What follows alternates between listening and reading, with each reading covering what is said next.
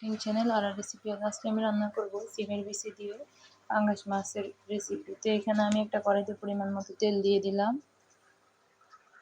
পেঁয়াজ কুচি পরিমাণ মতো,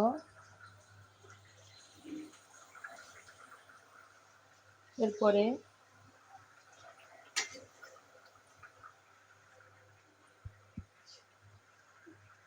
রসুন বাটা পরিমাণ মতো,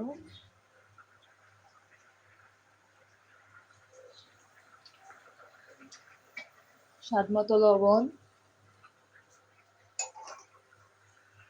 পরিমাণ মতো হলুদের গুঁড়া, পরিমাণ মতো মরিচের গুঁড়া, এগুলোকে একটু নেড়ে চেড়ে মিশিয়ে নেব। অল্প একটু পানি দিয়ে মশলাটাকে কষিয়ে নেব। এই তো আমার কষানো হয়ে গিয়েছে, মাছগুলো দিয়ে দিলাম। মাছও কষানো হয়ে গিয়েছে, এবার সিমের বিচিগুলো দিয়ে দিলাম।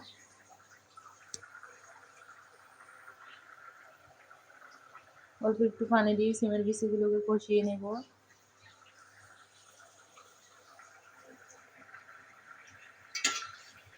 এটাও নেড়ে চেড়ে একটু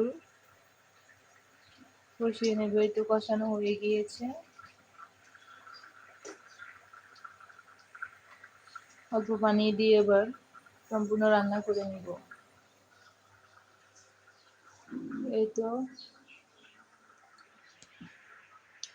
একটু নেড়ে চেড়ে আমার রান্না হয়ে গিয়েছে, এবার আপনারাও রান্না করে দেখবেন।